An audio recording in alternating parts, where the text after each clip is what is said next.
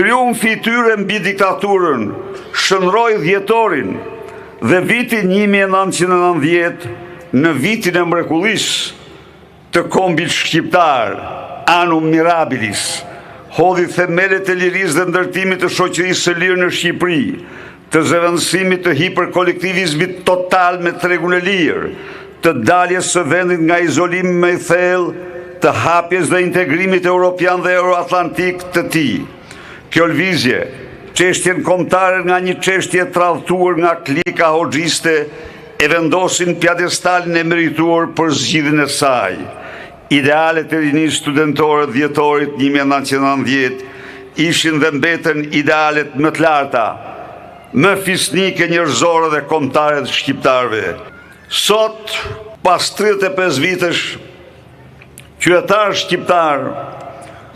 kujtojnë dhe ndërrojnë këtë ditë pasi Edi Rama, pas ars direkt biologjik i etërve xhelat të regjimit komunist, Kristaq Ramës, që në gusht të vitit 88 kishte firmosur varjen e litartë poetit Havzinela e kushe disa e sa kundërshtarëve të regjimit dhe Spiro Kolekës, i cili edhe me 11 vjetor në mëngjes dhe 11 vjetorit të vitit 1990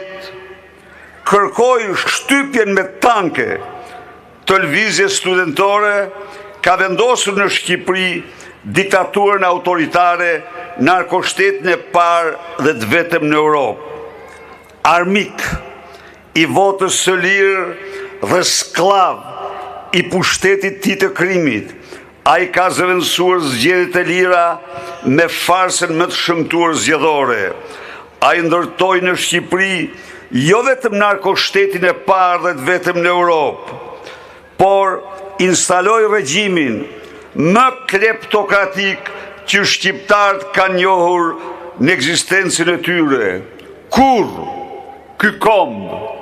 nuk ka patur në krye një dyshe të tillë siç ka Edi Ramën dhe Lubi Ballukun, që ta kenë vjedhatë as 1/10 e atyre që kanë vjedhur këto dy monstra të vjedhjes